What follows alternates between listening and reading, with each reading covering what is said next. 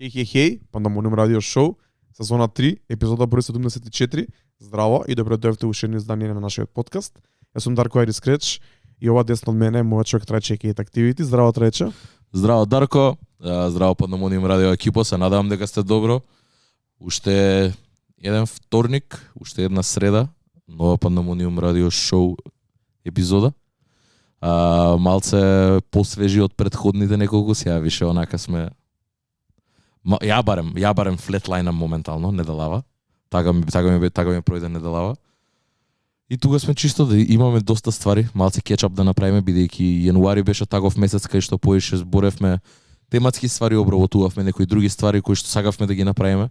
Имавме гости и можеби сега е на пример првиот пат кај што онака ќе збориме чисто генерално да направиме муабет, да видиме што кај сме. Кај бевме нормално да направиме еден рикеп од претходната недела и света.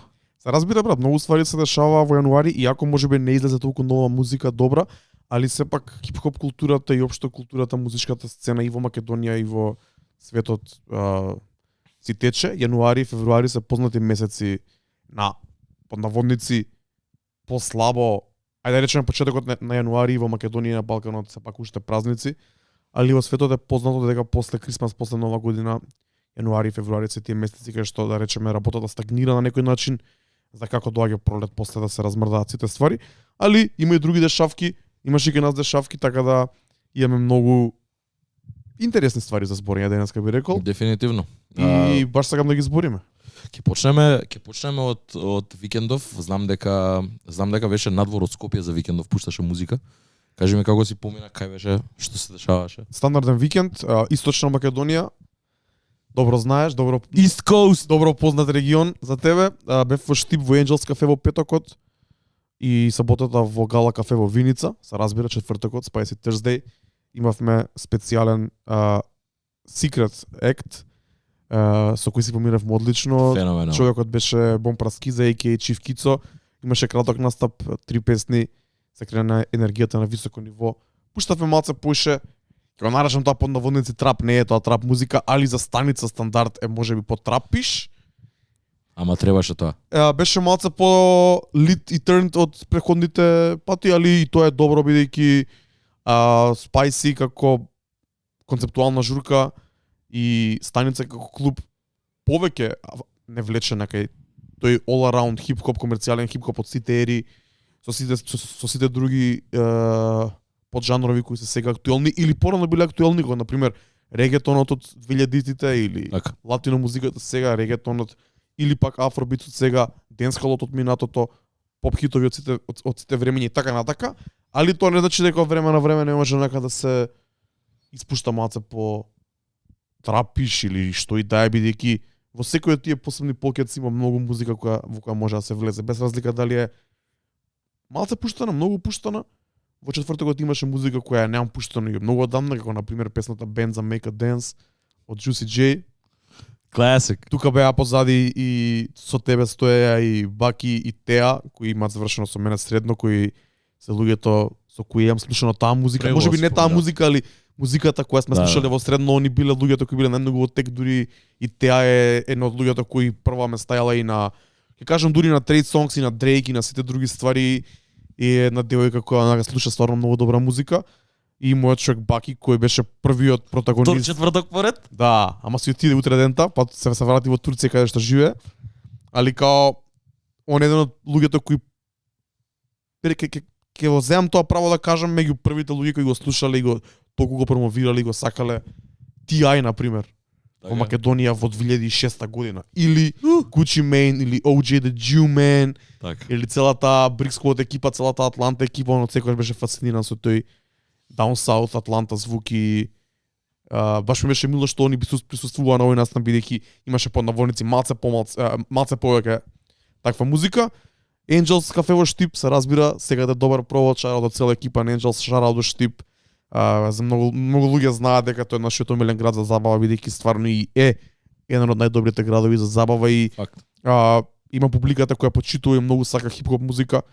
И не само хип-хоп музика, кога кажам хип-хоп, мислам на целата клубска хип-хоп музика и се што спаѓа. По тоа и се разбира Виница, секаде добро да се видам со старите, младите старите другари, младата екипа, Никсар, Здравков, цело нивно друштво, Гала кафе, Стар кафич кој е сега реновиран, супер изгледа, нова шема и поминавме одлично, добра дружба.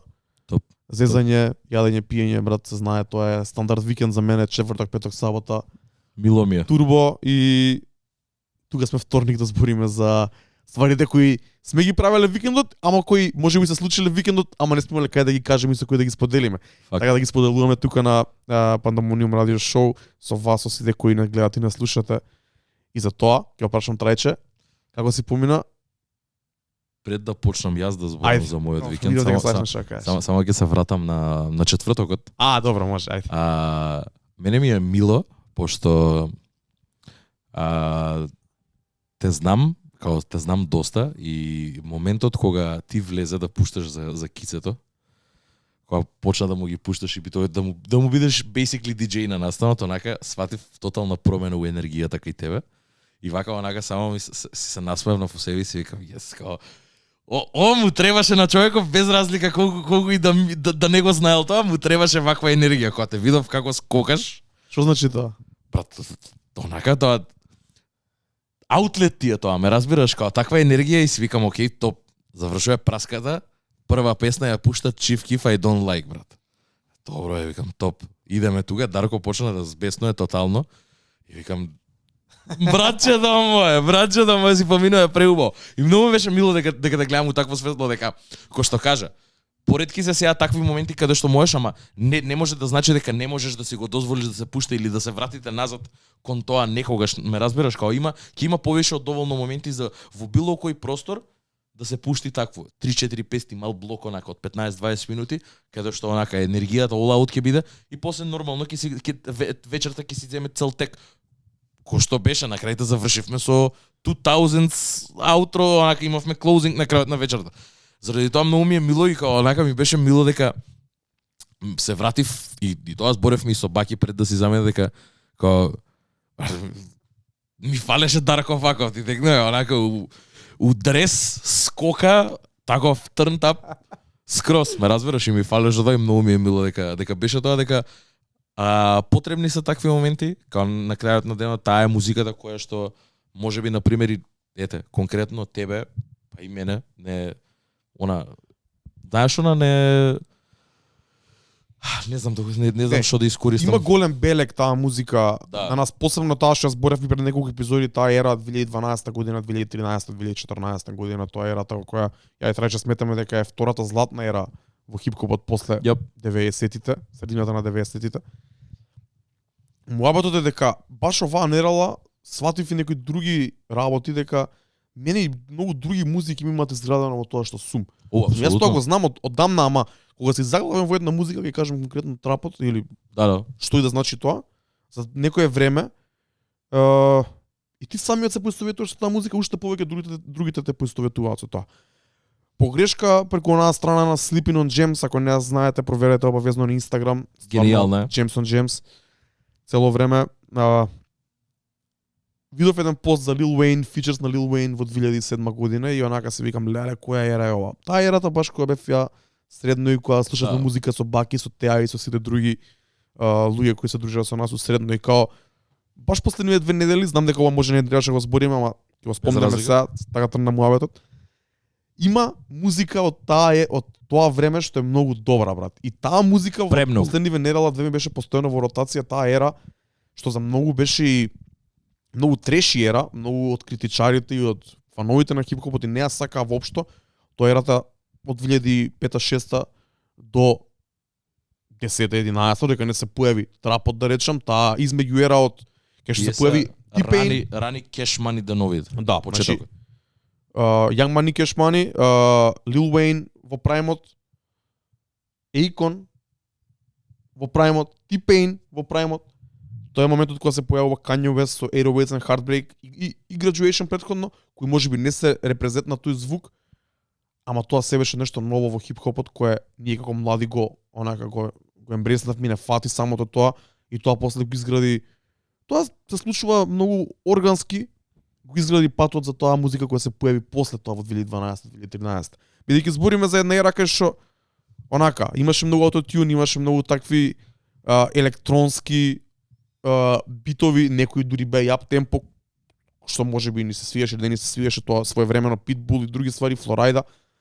Али имаше тој покет на онака T-Pain, Lil Wayne, R&B бенгери, Trey Songz, Fabulous.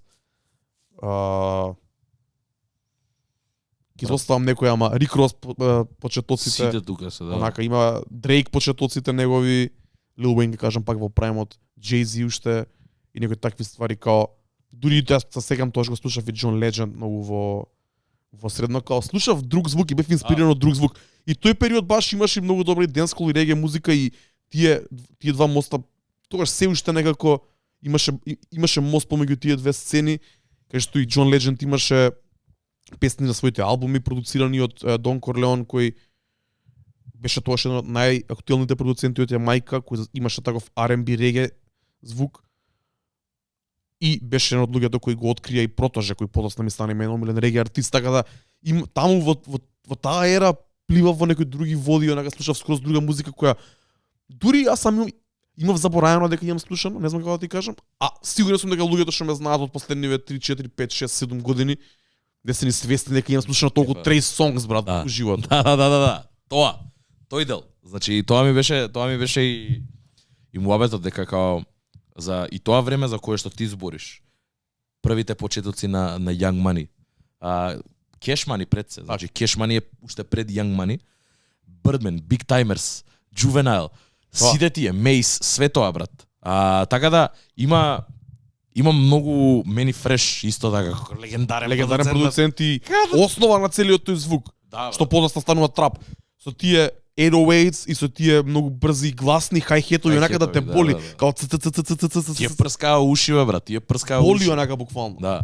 Заради тоа ти викам, на пример, можеби таа трапера, еве од 2012 дека можеби сме били меѓу првите луѓе кои што не велам дека сме првите, далеку од тоа, но меѓу првите луѓе кои што ти си имал платформа со која што преку твоето диџејство кај што си ја донел, можеби на пример за многу луѓе и не етикетираат ко такви, али да, кој имаме зборено тоа, го имаме зборено и на нашите Origins епизоди дека има многу ствари позади се дешаваат. Као не сме само од 2010 или 2011, не е само не почуваме од Drake, туку има и многу порано. Исто, мене јануари, можеби од самиот факт дека немаше многу нова музика, исто беше и за мене, као еден огромен trip down memory lane.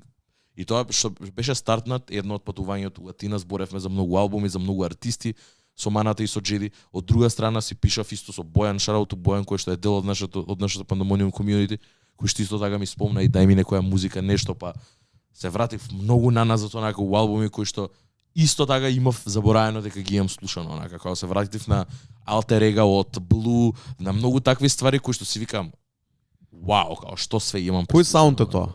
Тоа е, брат, алтернативен хип-хоп, тоа е underground Калифорнија хип-хоп, онака кој што потсеќа многу на Медли продукција, потсеќа многу на Exile продукција, на пример, као албумот кој што зборам се вика Mainframe од Johnson & Johnson, тоа е Alter Ego на Med, MAD и на Blue, кој што заради некоја причина прават Alter Ego и прават цел албум, онака као таа албумот е 2006 година, не ни постои на Spotify. И као онака збеснав, брат, кога ми текна, ова го имам слушано, брат, ова беа тие деновите кога копав нова музика, кога све ми интересираше, кога бев ептен онака жеден.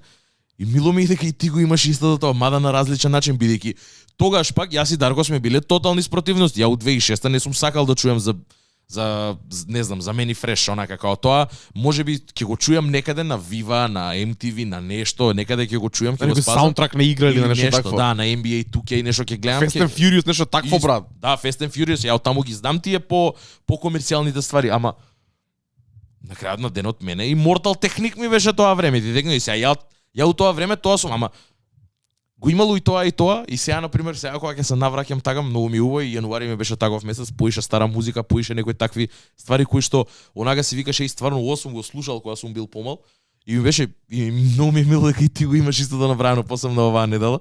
Ама да, тоа не е само етикета, ама пак ќе се навратам на муабетот да го завршам, многу ми е мило дека ете така, дека се враќаш од време на време, као дека пак на крајот на денот тоаш ние бевме што се вика у пикот на цутот на младоста, тоаш бевме онака и највише со енергија и све ни се дешаваше у животот и мислам дека добро е тоа. И колку е лошо да е етикета, толку е добро за нас као дека го имаме искусено сето тоа у правиот момент кога си има десено, ме разбираш.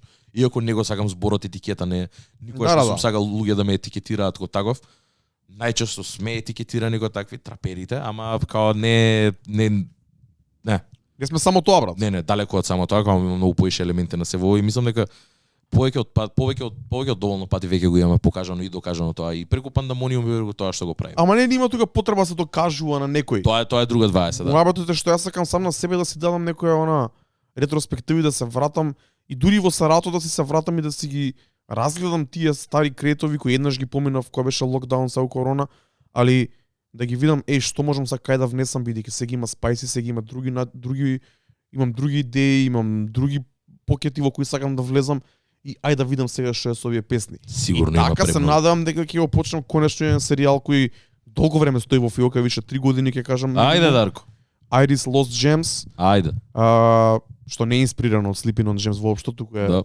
независно смислено своевремено, али никогаш не го виде The Light of Day бидејќи немав доволно време и енергија и ќе кажам зашто онака немав причина да копам толку длабоко, бидејќи постојано се трудев да имам нова музика, да сипнам тоа што е ново, тоа што е актуелно, тоа што ми треба за пуштање музика.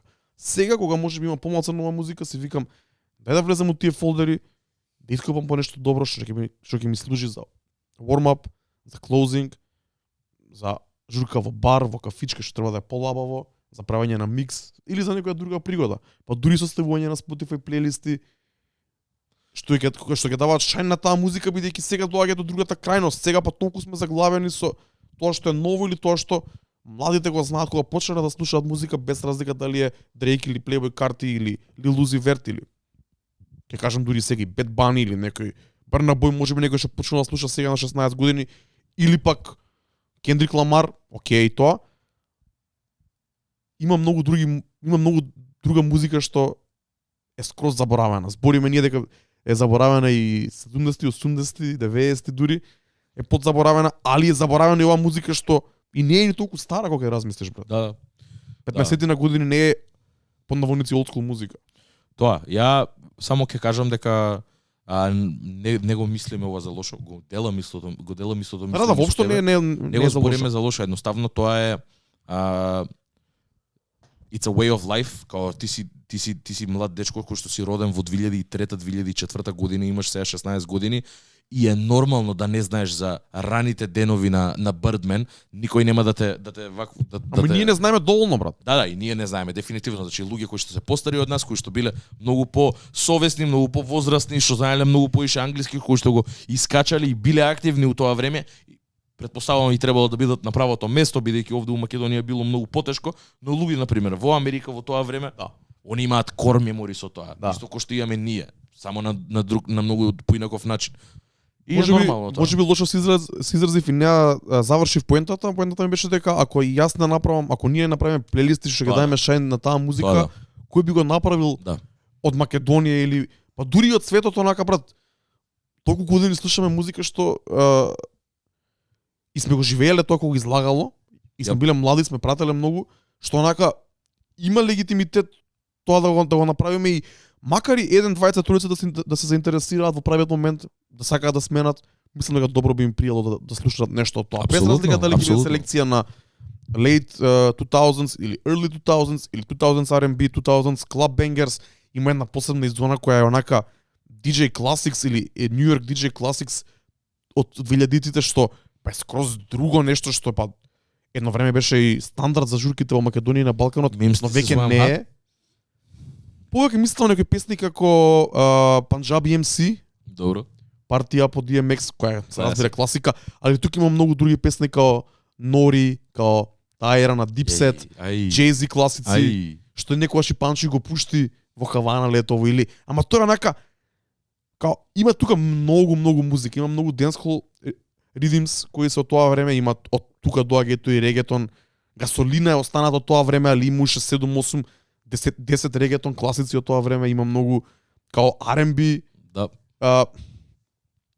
брат, класици, ќе кажам, клубски класици, има и R&B радио класици од касните 90-ти, раните 2000-ти, што се онака као стейпл во Њу Йорк и долго време и тоа било музиката што се пуштала, стара дека не се појави новиот трап бранд. Ќе кажем и тука дури брат. Да. Тоа баш што го спомна е нешто што за кое што зборевме и пак не можам да се сетам за Нори конкретно. За Нори е тој албумот легендарен што му е на шпански брат, што го има као у 2000 и некоја година, што не знам како се викаше, кој што има една легендарна песна. Не, таа регетонот се вика Оје ми канто, а таа што е хип-хоп е фронт.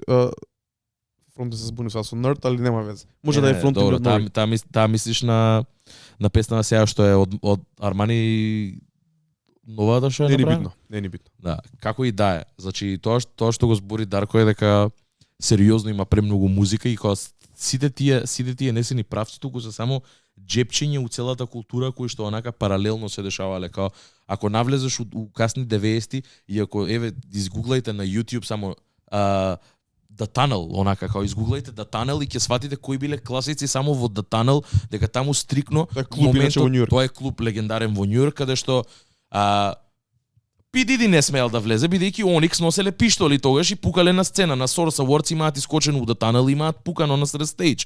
Се дешавале такви ствари и таму биле за посебна публика. Дур у најголемиот пик на джигиерата, ме разбираш, после смртта на Biggie Smalls 98-99, Мейс го доживува својот врв, P. Diddy го доживува својот врв. Тука е таа сцена која што The Tunnel уште влијае, онака тоа е мало джепче у целата.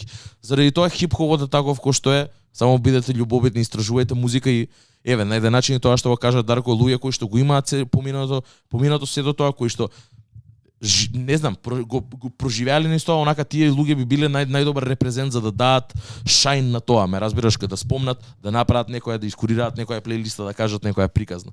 И мислам дека да, во одредени делови за ствари кои што ги имаме слушано, за ствари кои што ги имаме поминато и ние, нормал, it's only right ние да бидеме луѓето кои што ќе направат плейлиста, кои што ќе направат селекција, кои што ќе зборат за сето тоа. Сакам да го вложам времето во тоа, сакам да го направам тоа и да го правам почесто и се надам дека во 2023 конечно Iris Lost Gems и уште еден серијал кој сакам да го направам, ќе го видат The Light of Day, ќе кажам пак и ќе почнам да ги правам едно по едно. Ајде, амин. Ја нема да правам притисок, најчесто правам, ама нема да правам притисок. Се у свое време, брат, тоа свативме, се што се брза и се што се форсира. Апсолутно. Оваа работа не функционира како што треба. Апсолутно. А дури и курирањето на своите плейлисти ми требаше едно добри година, две да си станам редовен. Во курирањето да не треба да си имам подсетник и да си доаѓа тоа само по себе, бидејќи треба да стане во навика, треба да стане рутина и навика. Да. Кога слушаш музика која се свига да стаеш на правата плейлиста. Или секој си има свој начин како ги организира песните, али да. Да, малце е заебано и тоа е арт само по себе, така да ете, кога ќе биде спремен Дарко сигурно ќе го најавиме и овде и сигурно ќе иде и преку Шуршац, може и тоа некогаш ќе се чуе на некоја журка, така да stay tuned и се надеваме дека ќе биде тоа. Да се вратиме на мојот викенд, бидејќи малце онака забегавме. Ја чилав овде, ништо посебно не правев. Која беше тоа, сабота вечер? Сабота вечер бев искочен, бев на земјотрес и тоа беше онака хайлайт. Искрено немав со кого да идам, цела недела си барав друштво, онака и кидеш ли на земјотрес, сите луѓе си беа онака као еј со овој кидам, си викам окей, fuck it, купувам карта, викам као крај крајава кидам сам, не гајле ми, сакам да ги видам луѓето, имаше многу убава програма, и си викам топ земјотрес онака се дешава више. Мислам дека ова е 11 година беше ова, да. И као е најчесто melting pot на артисти на цела сцена, онака од најразлични бекграундс, со најразлични музички позадини и све тоа. Као имаш од метал до рок, до нешто прогресивно, нешто алтернативно, електронска музика, имаш хип-хоп музиката, имаш инструменти и све тоа. Значи да не ги набројувам кој све има чепнато сцената на земјотрес, онака има сигурен сум дека има мал милион артисти кои што низ овие 10 години. Интересно е дека земјотрес е шоукейс фестивал за македонската сцена и сите што правеле музика и биле колку толку окей, последните 10 години, ќе кажам 90% нив настапувале на земјотрес. Да го представат тоа што го прават најчесто уште кога се демо, уште кога се не толку популарни. Така. Што е многу добро за земјотрес и затоа го прави да биде толку уникатен. Апсолутно. Значи редок фестивал кој што се дешава на нашите простори со толку години позади сето тоа, позади нивната организација и нивното постоење. И морам да признаам дека мислам лани не ни успеав да бидам, а пред тоа не сум бил, така да ова ми беше прв пат да идам на земјотрес и си поминав преубаво, онака видов преубав народ. Дека пак ќе кажам, има луѓе од најразлични бекграундс, се видов со глуми и на крај искочив со мој братучет од Радовиш, кој што воедно е и продуцент, па и тој успеа да се поврза со многу луѓе и онака као it was a good hang, отидовме, имавме цела итинери кои сакаме да гледаме, кои што све имавме планче како да го правиме се до тоа. И онака цело време си врткаш кругови околу МКЦ, идеш овде да видиш, па се симијаш доле, па идеш ваму, ќе искочиш надвор да видиш луѓе, цигаре едно друго, пијачка да си земеш све тоа. Беше прекрасно, се видовме со премногу луѓе и уште кога стигнавме таму, се поздрив тука со некои луѓе што се видовме, се упативме одма кон Фросина. У 10 саат почнуваше Максимус Вандал, нашиот човек Вандалот, кој што вади нов проект, има една нова трага која што ни ја прати исто така. Феноменална енергија, онака overhyped. Брат му беше тука, кој што му служеше кој хайпмен, со некоја маска, интересен настап, беше многу енергија, онака луѓето кои што го поштуваат тука беа да го испоштуваат и да го поддржат, се осети многу добра енергија и настапи многу добро. Имаше така ми се свиеше целиот презенс, како ако доволно е кај нас интервјуто, како имаме ни интервју уште од пред година со Максимус Вандал, како ако го гледате видеото, енергијата ќе сватите каква му е, колку зрачи онака од енергија, многу позитивно и многу хаотично на моменти, ама у позитивна смисла хаотично. И тоа беше пројде, имаше добар настап, мислам настапи доста од песните. Настапи ствари од лирички вандализам, настапи некои ствари од новиот албум, ја настапи трагата со DJ Гоце која што беше, за која што изборевме и првично се замеривме. И после тоа имаше некоја пауза, се качивме горе, зедовме некоја пијачка, го гледавме, се вративме после го гледавме аудио Цигла, кој што е дел од, можам да кажам дека е дел од нашата Pandemonium community, многу ми е мило дека е тоа така. Огромен шараут за аудио Цигла и за Damage Control, кој што Damage Control исто настапуваше, со него му беше DJ позади. Настапот ми беше многу смешен, многу чуден, смешен во позитивна смисла, дека онака двајцата, и тоа им го кажав и нив, двајцата беа такви смирени, немаше премногу мувмент. Ултравиолетово светло беше стаено на нив, фалеше уште една диско топка и да беа облечени усвилено, брат, онака како и 80s поп бенд, скрос. Аудио Цигла вака го држаше микрофонот цело време и се шеткаше лево десно само на стејџот и си пеуцкаше онака. Врати неколку песни на Rewind онака, како луѓето ги бара, имаше феноменална енергија, многу беше убаво. Ја on the top of my lungs ја пеев Самовила и Електромомак. Самовила ми е као, мислам дека ми беше втора, трета најслушана песна на Spotify за лани, така да it's only right. И сакав да го чуем, сакав да добро беше. Ми фалеше малце да биде појачен вокалот, тој поише да се слуша неголи матрица, дали мислам дека му е, ако не грешам, мислам дека му е прв настап, посебно можеби и пред волкава публика, каде што онака не се само твои врсници и твои другари, дека слободно и отворено за сите да може да дојдат. И имаше многу луѓе, као не знам, беше фул. Тоа беше холот, кај не беше самото Фросина кино, туку холот тука до. Таму беше стејџ стаен и добро беше, мене ми се свигаше, си поминав прего онака, тука беа хайпер, тука беше Gambit од VR. Gambit искочи заедно со аудио Цигла и изведува една песна која што се уште ја немаат извадено, ја немаат издадено, звучеше многу добро. Така да претпоставам дека имаат и се уште поише соработки, знаејќи дека аудио Цигла беше и на последниот албум на Марс. Така да тоа беше многу добро, се качивме горе на мејн стејџот, тука почна више Дина Јашари. Феноменален настап, морам да кажам, као последните неколку пати ја гледам онака уживо и многу добро. Многу добар стејдж презенс, многу добар вајб, многу добра енергија. На нејзиниот настап се крена и таков целиот банер, сите за МКЦ, за поддршка на МКЦ. Се вративме доле. Претпоставам заради од технички аспект, бидејќи многу различен калибар, значи имаш у еден момент имаш бенд, па после треба да настапи некој рапер, треба да се смени целиот сетап. Имаше некои моменти каде што имаше 20-30 минути пауза измеѓу стејџовите кај што за да наместат све за да почне другиот блок на артисти. И у тоа време тоа луѓето најчесто го користеа или да купат мерч, доли имаше мерч тейблс од артистите, им беше дозволено да си продават или да идеш до WC да си купиш пијачка, да испушиш цигари. И у тој момент се симнавме доле. И ми придоа дечките од Парк Шема, огромен шараут за нив. Направивме муабет краток и ме прашаа дали сакам да дам интервју за општо, за како си поминувам за искуството на земјотрес и направивме добар муабет, имавме кратко интервју, се надевам дека тоа искрено не ни прашав кога ќе искочи, претпоставам дали во некоја нова нивна епизода или некој блог кој што ќе го прават за земјотрес. Ама многу ми е мило дека има такви би ги нарекол медиуми, дека се медиуми на еден начин, меѓу кои спаѓаме ние и тие самите водат подкаст кој што допира, не се допира музика.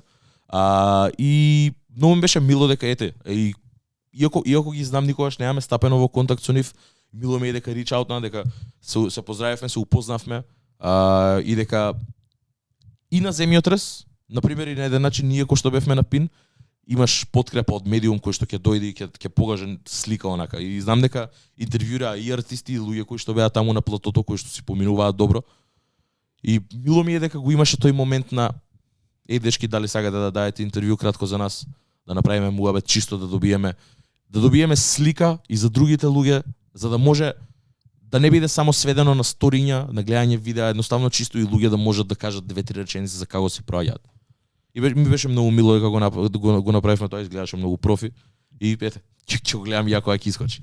Брат, за тоа постојат медиумите, многу е добро дека такви алтернативни настани се покриваат од такви поднаводници алтернативни медиуми кои се поинтересни и порелевантни денес од класичните медиуми, посебно за таа публика која оди на тие настани или би била заинтересирана за тие настани. Така да проверете го подкастот Парк Шема ако не го знаете, интересен концепт, тотално различно од ова ние што го правиме. Да. И уникатно на свој начин и супер за македонската сцена бидејќи е на македонски јазик и има гости од македонската сцена, постари, помлади артисти, луѓе вклучени. Плюс и самите луѓе кои што се Парк Шема подкастот се исто музичари, така да и они го репрезентираат тој другиот дел кој што ние не можеме да го покриеме бидејќи пак ќе кажам, ја и Дарко можеби знаеме музика, но знаеме одреден дел од музиката, одреден джеб покет. Тие се задолжени можеби за другиот, имаат некоја поголема експертиза у тоа, така да check them out. Слушнете ги, поддржате македонски продукти и македонски медиуми кои што се грижат и негуваат култура. И ќе завршам со, многу ми беше мило дека тоа се деси стварно. Оттаму продолживме, се вративме горе. Тие ме праша, едно од прашања да беше за кој си највозбуден. За ова гледаш, морав да останам пристрасен, извинете, и субјективен.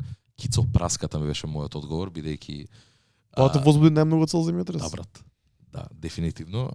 И значи као заврше дали беше обратно или не знам, валјда Дина Ешари беше прва. Заврше, се симнуваме. Се дешава интервјуто, се качуваме назад и како влагам у салата, Петар е више на сцена.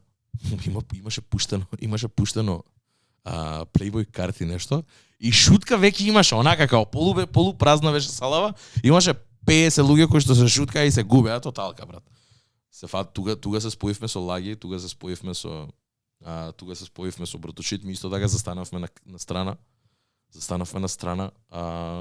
Бидејќи знаев дека ќе се дешава на средина хаос, викам окей, фак it.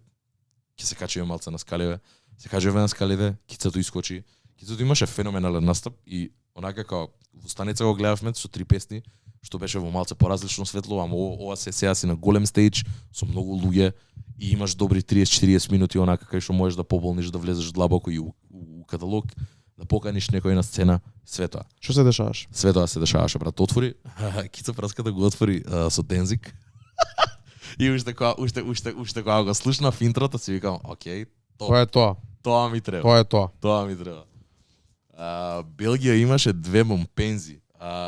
Хаос има као ги настапи и сите хитови, ама настапуваше една песна која што Лаги ми ја кажа, ама пак не ја запамтив, која што беше изгледа длабоко многу у каталогот негов, што Што е ретко сега да не знам Кицо праската песна, валја беше нешто од Чиф Кицо од псевдонимот, не ме фаќа за збор.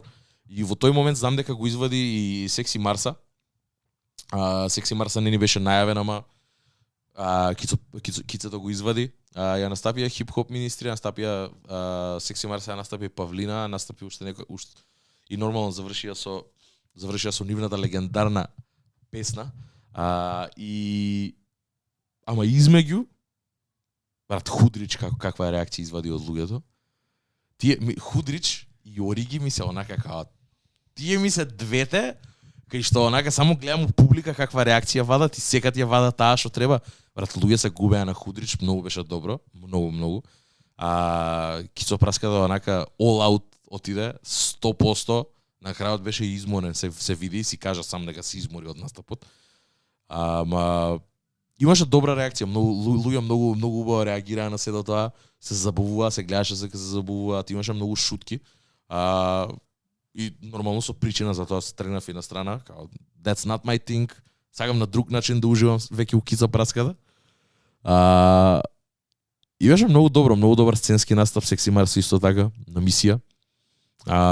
И мене ми беше тоа хайлайт на вечерта, као окей, Кицо праската и Секси Марса, сега пак можам стварно да кажам дека се можеби едни од најдобрите перформери моментално, као имаат таков стейдж презенс, имаат тие легендарни песни, имаат песни кои што брат, као Кева брате години више стара брат, као луѓе уште добро реагираат на неа, ме разбираш, уште им држи внимание, уште се журкаат на неа, уште има таков некој легендарен статус брат. И тоа е многу добро, ми се свија тоа. Сагам нова музика од сите нив, ама мило ми е дека као го имаат и тој момент каде што имаат такви можам да кажам легендарни песни. Можам да кажам брат, легендарни. Што правите вие за културата која Кева брат лапнав еден нап, вие класика. Така. Исто така. Легендарна песна, брат. Don't eat me, брат. Топ 15 МК хип-хоп песни некогаш направени. Не можам да ве опишам. Се надеваме дека нема да го стигне на едно лошо ниво кој некои други песни од македонската сцена од апсолутно. Легендарната хип-хоп сцена им го доживуваат денеска бидејќи се пуштани на многу лоши места, на многу лош начин и во комбинација со други песни. Иако Кева брат има друг момент за разлика од таа песна за која мислам, али као се слагам дека можеби субјективно, ама праската и Марса министерски настапи, мислам дека искуството си го прави своето, мислам дека тоа пред се. Музиката која ја вадат го има издржано тестот на времето, бидејќи голем дел од музиката која се вади денеска не издржува ни пола година ни година. Но тоа не значи дека не ни треба нова музика. И се надевам дека добиеме и од вајцата, и од сите други артисти со кои се обкружени и со кои творат и кои реално ни треба нешто интересно на сцената што ги биде така. Дефинитивно, само без разлика дали комерцијално или андерграунд под наводници важат двете као. Согласувам. Само тоа ќе кажам дека искуството и гледајќи го Марс уште од неговиот прв настап до сега, па и Кицо праската исто така, можеби не првиот, ама уште кога почнало со трап да фака и целото тоа како се движело, натака и со сите шейк турнијата лани и све тоа што се дешава, има огромен гроут и онака јасно се гледа од летно епи од 2017-18 кога имаше настапувано до сега колкава разлика има у настап брат, у стейдж презенс, у дикција на зборови, у начин на изговарање, у енергија, у колку е точен за со настапите, појачај ми матрица, намали ми матрица, ова направо, све тоа брат, ме разбираш као многу и заради тоа ти викам, не е дека ни се другари, и сагаме најмногу на цел свет. Настрана на тоа, искрено верувам дека се едни од најдобрите перформери моментално и мислам дека тоа многу се должи на just because of the sheer numbers of shows they've had throughout the years, буквално као. И тоа треба да се овозможи, тоа треба да се направи, за тоа треба музика да се вади. Дефинитивно. И исто така, морам и ова да го кажам, после ја останав само, ги гледав и до куќа да ги гледав. Исто така феноменален настап. Начинот на организација и на мислам као синхронизација што имаат меѓу себе, као се дополнуваат, дека нема празен момент у една песна, ми е многу кул. Се гледа дека више као се поише и мислам и нивната музика вади она реакција од луѓе кога се гледа дека ги пратат и многу ми е мило дека и тоа дешава дека на крајот на денот тие пак се И пак ќе кажам, го извадија Марса и они го извадија. Марса беше уствари главен на вечерта, брат. Има, да, ја не ја не ни знаев за тоа. Марса ми каже уствари пред самиот настап. Му викам Марса ќе идеме на земјотрес. Ми вика брат, ја ќе бидам таму. Викам како ќе бидеш ти, па вика ќе искочам со праската, ќе настапувам. Ама и до куќа да ме викна да ја настапувам оваа неизваденава сам. Викам топ. и пак го извадија Марса. Не знам како се вика песната, али знам дека го има тој Хери Потер семплот. Добро, да. Мислам добро беше, интересно беше. И пак ја кажам, добар настап. Мислам дека тоа ќе заврши. После тоа имаше Pitch Vice. Не останав, не може више, немав енергија, ама тоа не е ни хип-хоп. И измеѓу ги заборив, ние сме Кем исто така, кој што се млад алтернативен бенд исто од Скопје, кои што се многу блиски соработници на VR екипата и на светот. Не ги знам дечките, не ги знам лично, се најам упознаено, али знам дека се исто така колектив од поише луѓе. На стејдж отидов многу кратко, само останав на 2 песни. Ама ми се свиѓаше тоа што го видов. Не ги знам по име, извинете, али имаше еден дечко кој што рапуваше, имаше еден на клавиатура, девојка која што беше на вокали и на гитара и бубњар, што за хип-хоп група е онака малце поспецифично моментот ти кога ќе на лайв настап, кога ќе внесеш инструментали. И до тоа што го имам, знам дека имаат и проект, знам дека и у Дискордот се шеруваат нивни ствари, ги имам слушано и голем дел од песните ги имам и чуено нивни. Ми се свиѓа тоа што го прават, малце поалтернативен звук. Онака не секојдневно. Бекпекерски е такво, е интересно, е младо е, убава енергија е, позитивно е и ми се свиѓа тоа. И стварно и на настапот и после што прашав луѓе кои што беа поише време таму што ги гледаа до крај, сите имаа само пофални зборови за нив. И се надевам дека ќе продолжи да се дешава тоа. Битни се вакви моменти, битно е да моето искуство беше само позитивни мисли од сето тоа, онака како гледаш премногу луѓе, правиш премногу убав муавет со луѓе, збориш за убави работи. Најчесто темата на муавет е музика таму, бидејќи си на настан на музика, на шоукейс фестивалси. Така да мислам дека е многу битно луѓето да поддржуваат пред се вакви настани, за настаните да може да ги поддржуваат и да ги викаат артистите кои што заслужуваат да бидат викнати таму, да им се даде шанса на многу луѓе од нив, на многу артисти. Им беше можеби првиот настап таму. Тоа е најбитното, брат. И тоа е најбитното, онака да се скрши мразот, за да дојде можеби и некој можеби повозрасен, некој што е вон таргет групата на аудио цикла, да го чуе аудио цикла, да му ја чуе неговата музика, да му ја чуе продукцијата. Да види каква реакција вали од публиката, па може да, ако е промотер, да го букира на својот настран или својот фестивал. Исто така. И да се отворат други можности. Да се отворат други можности пред се за артистите, бидејќи е многу битно да се дешава тоа. И заради тоа го зборевме и на Пин, тоа ќе го кажам и сега. Многу ми е мило дека постојат и мислам дека после Пин стварно многу поише вреднуем вакви работи, искрено ти кажам. Ми се смени тотално мислењето, можеби малце сум бил онака, не сум фрлал пажња кон тоа, али мислам дека после Пин ми се смени многу и сега сакам да поддржам стварно. Сакам да бидам таму, сакам да дам поддршка. Без разлика што сум само еден човек, брат. Ме разбираш као секој по еден, брат. Секој е по еден и тоа го прават гнездото, така да. Посебно после ковид мислам дека е многу важно да се поддржуваат настани, да се оди на настани. Не зборам за клубските вечери, што ги правиме ние и слично. Зборам за вакви фестивали, отворени настани со карта, бесплатни настани преку ден. Имаше настан за поддршка на МКЦ, има Скопје винил конвенција, има милион други ствари што се дешаваат во МКЦ преку ден.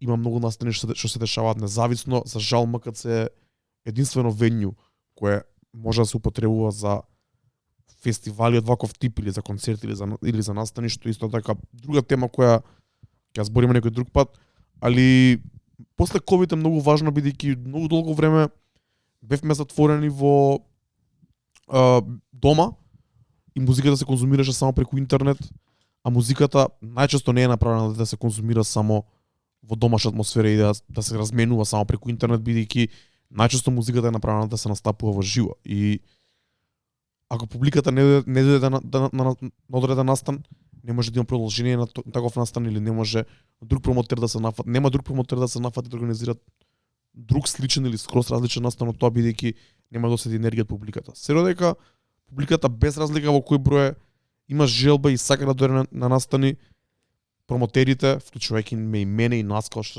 како дел од нив, ќе имаат тој инсентив и мотив да организираат настани, што на крајот на денот се прават за артистите и за публиката која е гостин на самиот настан.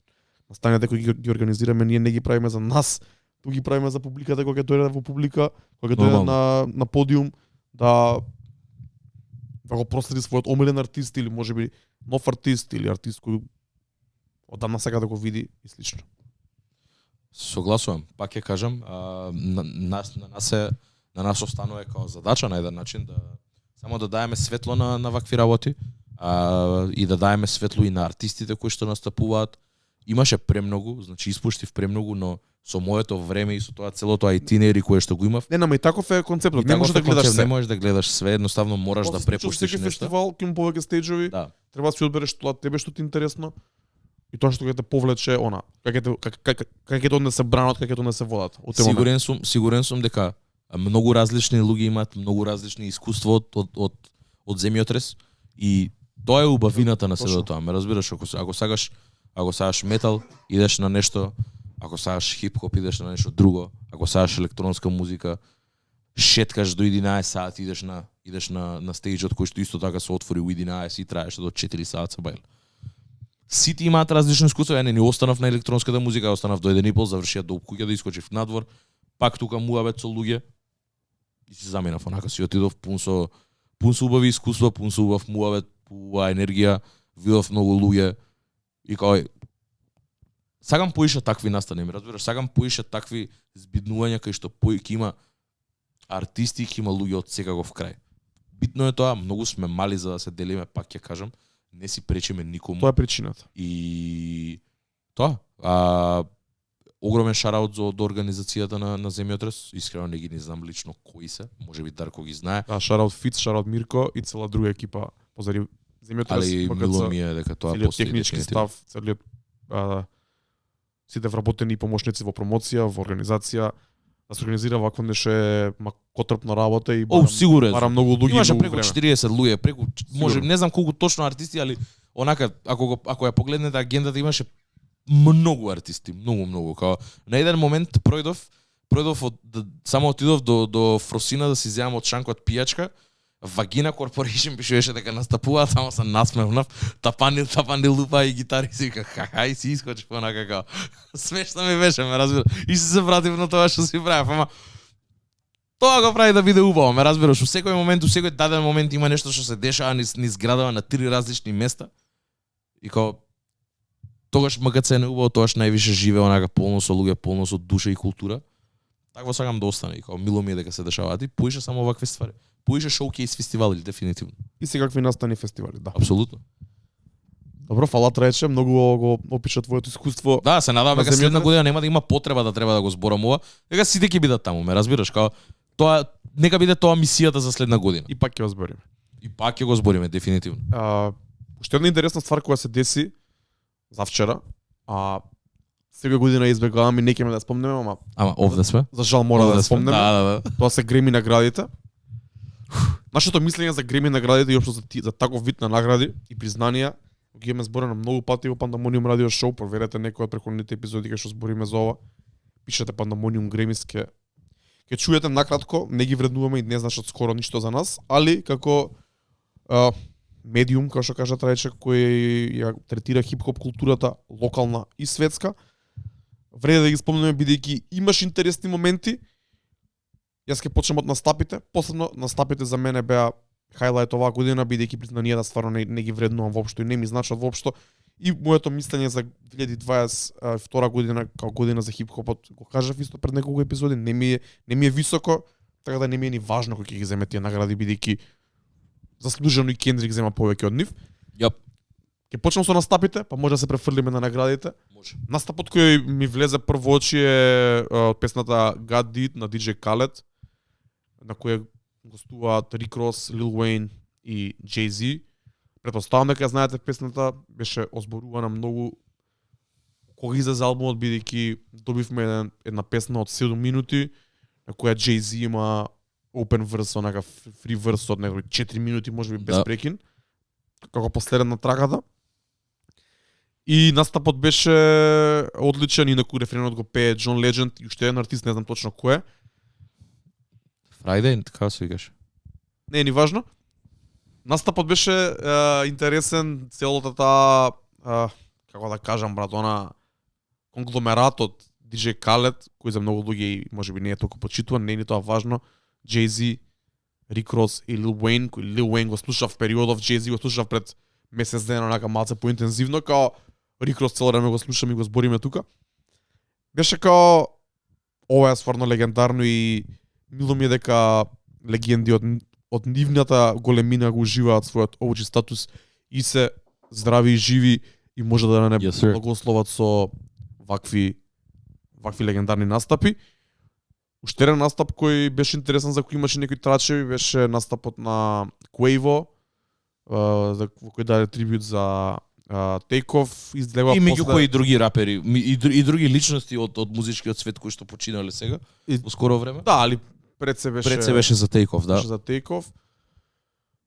Имаше некој муабет, некој трач дека имало и некој согласување со Offset и Quavo се степале позади бидејќи Quavo не му дава Offset да се каже на бинат или не знам што, не е ни тоа важно.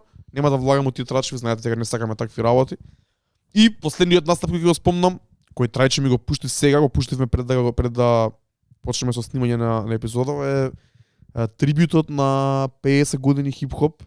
За тие што не знаат, хип-хопот како музика и како култура слави оваа година 50 години, бидејќи првата журка која се смета за прва хип-хоп журка некогаш се има случено летот од 1973 година во Бронкс, ако не се лажам. DJ Hulk. DJ Cool Herc. DJ Cool Herc. И беше едно медли, еден настап од 15 на минути, 13-14 ако не се лажам, на кој едно 30 артисти се појавија на сцената и рокнаа по една четворка или осмица или максимум 16-ка. Што беше интересно бидејќи беше као некој времеплов од самите почетоци на хип-хопот па се до денес со скок на едно Имаше години, малце таймлепсови, да. али интересен настап, вреди да се погледне, баш што трајче тука зборевме кога се појавува артистите и кој е ова, бидејќи некои се постари, некои ги немаме слушано толку, некои не знаеме како изгледаат во ликот, некои се многу сменети од тоа што изгледало порано. И онака баш не беше интересно као тривија, онака кој е ова, оваа песна. Одличен настап, проверете го. Нема официјални видеа од Гремис на YouTube, не знам зашто. Можеби имаат Дали можеби е прерано, дали можеби ги има даено правата на некој друг па не ги ставаат. Немам поим. Што е лошо, али сигурно на Инстаграм и на Reels ќе се појават. И ги има, проверете ги тие три настапи. А за наградите не зборам бидејќи ништо не ми значат. Па не, види, искрено мислам дека годинава за разлика од лани и преклани, беше малце поинаку, ќе се задржам само на хип-хоп наградиве, бидејќи и на тоа што се деси повеќе за во поглед на незнаењето на Ај сакам да те прашам, брат, чекај. Кој е значењето на песната The Heart Part 5 од Kendrick Lamar, бидејќи има освен неколку награди, и знам дека кога излезе беше многу популарна. Јас за мене нема никакво значење. Кој е значењето на самата песна? Зашто е толку држана in high regard? Не, за мене и за тебе конкретно не значи ништо. Мислам дека ова поише е за the black culture, неголи за the rap culture. Уште кога ја извади песната се знаеше тоа, го користеше само рапот како фацилитатор и како медиум за да го искаже тоа што го има кажано, и мислам дека е многу impactful тоа што го кажува. Не знам дали ја има направено некоја промена, би рекол можеби и не, можеби онака индивидуална кај некому, ама кажува ствари кои што онака очекуваш Kendrick Lamar да ги каже, али начинот на кој што беше споено се до тоа, спотот на кој што беше, начинот на кој што беше даено се до тоа и со сите тие deepfake кој што се трансформира и се префрла во други личности, онака скога од OJ до Kanye до што не знам кој, ударно беше, ме разбираш? Плюс таа песна на почетокот не се ни најде на албумот, после се најде на албумот и кога стана Најде на албумот? Мислам дека уствари не е. Мислам дека не. Што значи One of single е. One of single е, зеде 3 награди или 4 награди. Без рап сонг, без рап перформанс, што често и не знаеме да направиме разликата. Да, ја не ја знам разликата искрено џабе. Тоа се две можеби две. И вака гледајки од други ствари, као мислам дека и заслужуваме, разбираш, као гледајки ги другиве песни кои се, си викам све тоа што освои Кендрик, заслужено му е во поглед на другите. Само ќе ги спомнам, ќе почнам од овде горе као ми ги дава.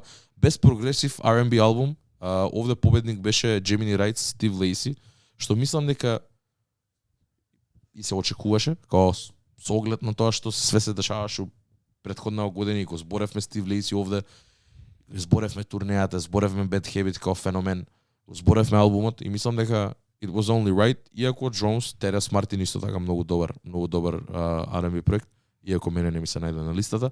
Best R&B албум е Black Radio 3 од Роберт Гласпер и мило ми е дека Who the fuck is Роберт Гласпер? За луѓе што не знаат, Дарко тоа што го збори е Крис Браун, моментот кога го најавија Роберт Гласпер дека има победено. Човеков стаи на стори као Who the fuck is Роберт Гласпер и кога почна да се смее да го исмеува Роберт Гласпер дека не го знаеле толку многу луѓе дека не заслужува да биде, дека зашо Крис Браун зашо прави музика ја ако не е вреднувана. Онака имаше тентрум, имаше еден момент кај што исклучи тотално братот. Бризи не беше толку многу добар албум, реално ако правиме уед, имаше добри песни, ама кој албум не беше добар албум. The fuck listens to Breezy Deluxe, брат. И тоа плюс, ако бидеме реални, предолг и непотребен. Но Роберт Гласпер, за луѓе што не знаате, легендарен продуцент, легендарен инструменталист кој што има многу години искуство позади него, има продуцирано еден безброј легендарни R&B траки и има направено многу добри албуми и Black Radio 3 конкретно и мене ми се најде на листата за најдобри албуми, бидејќи знам дека има и Кец, има и Двојка, ова е третиот инсталмент. Иако Кецот и Двојката се многу порано, како мислам дека се 2010, 2011, можеби 2012, така нешто, али на пример ги има човеков има фичеринг. Брат, ова е DJ Khaled од R&B светот, онака како го има од Dwell до Common, па нови артисти ко Giveon. Добро, што е Роберт Гласпер? Продуцент.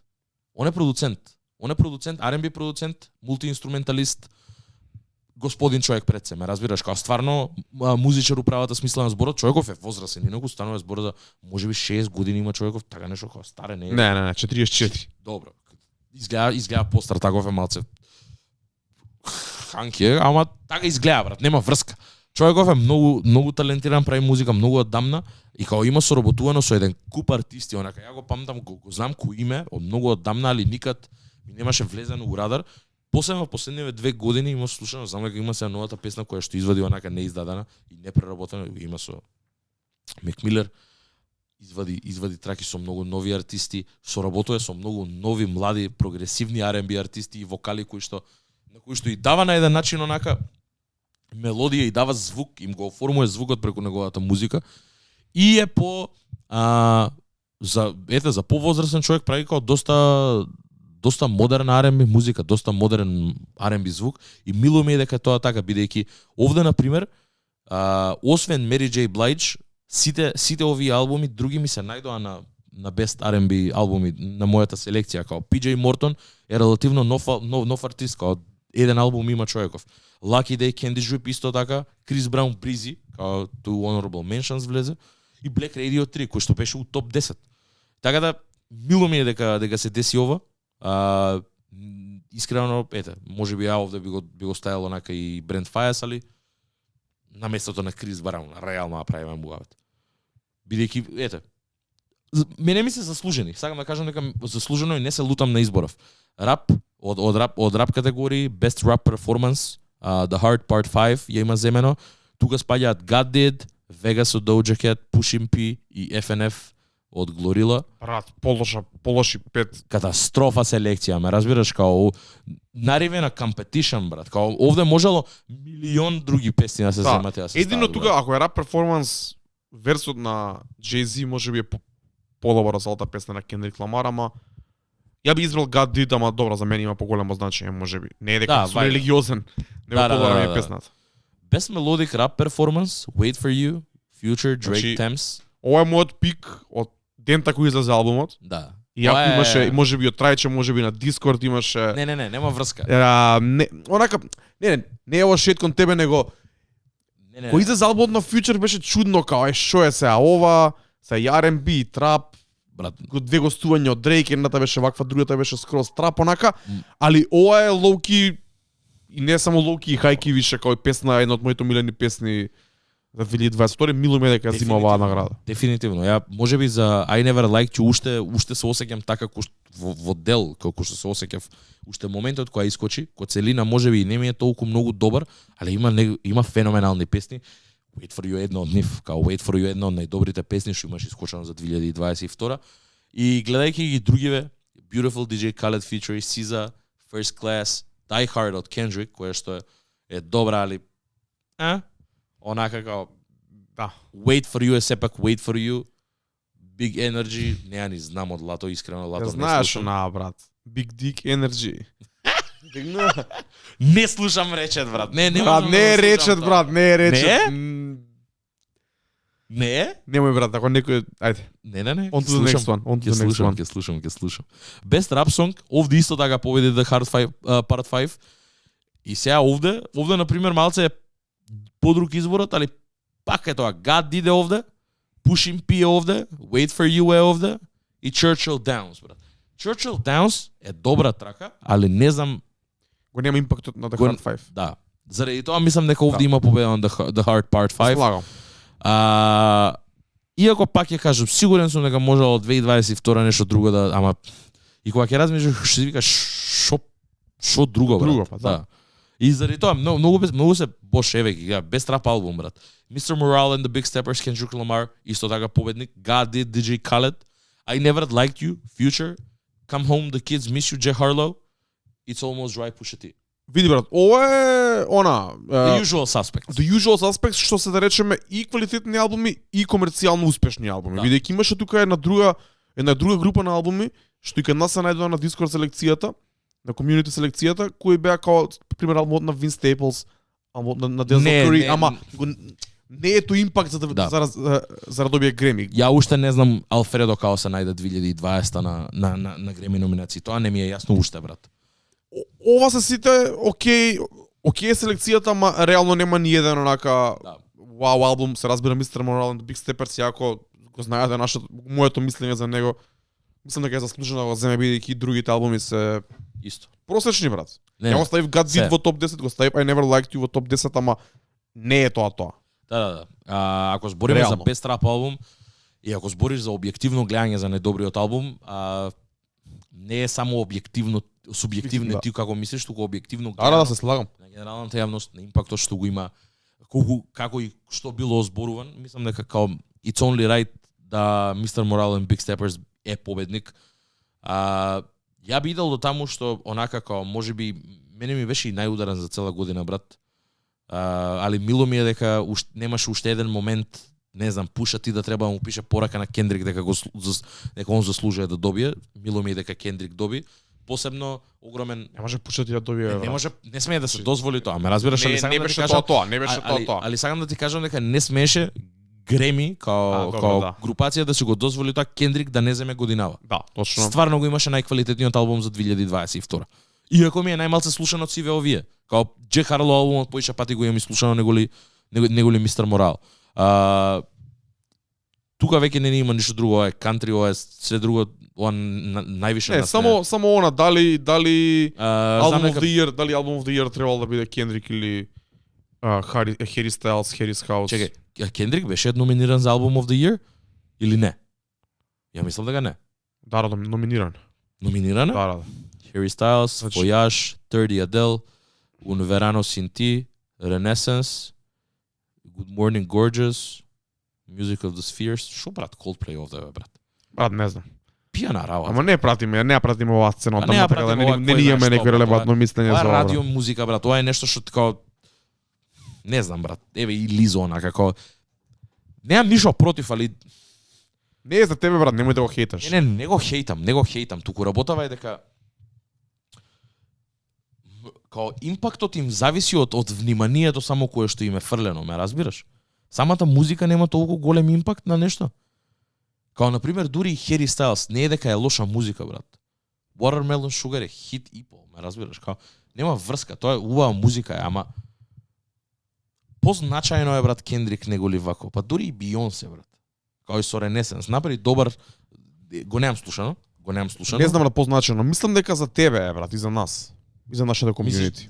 Верувам дека пак мислам дека ние сме не толку голем бабл земено на светската сцена. Позначено е брат албумот на Bad Bunny гледано на глобалната слика од албумот на Кендрик, бидејќи многу повеќе луѓе го слушаат, да. Факт. Што и многу луѓе го и рейтаа многу високи тој албум, така да квалитетот на музиката на Bad Bunny расте. Да, мило ми е дека исто така и Росалија доби, иако за многу чудна категорија доби Греми win. Види, латино музиката сега не знам во која категорија доби она, ама Country Latin. Таму сега треба да помине време да се искристализираат сите тие категории, бидејќи истото се важеше за хип-хоп долго време и со мелоди крап и со тие ствари. Да. Као сега тоа е ново. Не може Bad Bunny и Росалија да спаѓаат во ист латин албум категорија со некој класичен латино па да, тоа беше дистинкцијата. Поп-латино артист, онага мислам, милион Bad Bunny беше стаен у урбан. Тоа е окей. Тоа е окей. Мотомами и Росалија беше стаено у Country Latin, кое што предпоставувам намерно е стаена таму, бидејќи го слушав албумот. Има во Мотомами има многу фолк елементи. Пред се музиката на Росалија е фолк пејач пред се, онака и као и заради тоа предпоставувам дека и е таму стаена, као тоа поише валја го поистоветуваат као неизена категорија. Мило ми е дека има Греми win, пошо албумот беше стварно, го слушав пред 2-3 недели, онака си реков ќе го слушам и многу ми се свија. Стварно неочекувано. Ти остана уште Ренесанс од Бионсе и можеби албумот од Лизо, за да знаеш што слушаат девојките и што се свија на девојките да бидеш малце пошутек. Би чул Бионсе, Лизо никако нема да слушам. Ама не знам, не сакам да слушам Бионсе, брат. Добро ти кажав. Му пишав на трајчу на Viber или не знам кај, као ќе се деси истото како со Honestly Nevermind од Drake. Ќе чуе една песна во правиот сетинг, кај што ќе бидеме разиграни, ќе биде во клуб, во бар.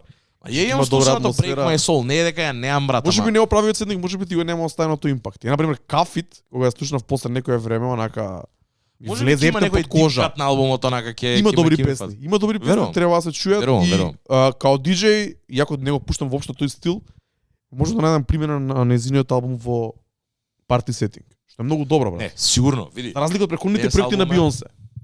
Сигурно. Сигурен сум успоредба посебно со сега последниве 2-3 ствари што ги има извадено. Сигурен сум дека ова можеби е најдоброто до сега што го има извадено. Најдоброто за парти сетинг, кога зборим. Сигурен сум. Ќе видам, можеби ќе очујам, ама да, кој што викаш, не е албум, фалја не е албум кој што треба да седнам дома и да го слушам онака како ги знам долг е. Не е толку долг, денс музика е брат. 50 минути не трае, немам појма. Ќе видим. Можеби денес, ако има време. Тука сме више на саат, имавме една тема која сакавме да ја начнеме, саат и 10 минути сме скоро. Дали сакаш да ја начнеме или да оставиме за следен пат? Како сакаш оставам на тебе? Темата само може да ја спомнам која е. Темата беше проблеми во хип-хоп музиката. Као проблеми, генерално проблеми со кои што хип-хоп музиката како жанр се соочува со нив. И ова беше нешто кое што беше инспирирано од пост на Инстаграм, онака и као му реков на Дарко, ова е нешто за кое што би сакал да зборам, бидејќи и без да го читам постов, имам мислење веќе на се во ова што имаме зборено. Ајде да зборим, ајде. Имаше повеќе. Кидеме редоследно, да. Кој што се. Да. Ова читам од пост, кој што можеби ќе го линкнеме онака, не е дека го криеме, не гейткипаме ништо, ова се страни кои што и ние ги следиме да се информираат, бидејќи секогаш постои човек кој што е многу поише поинформиран или поинформиран за некоја одредена работа од нас, но на крајот на мислењата се наши и ги застапуваме тоа што мислиме. Првата ствар која што беше пишана е Posthumous albums that disrespect artists' legacies.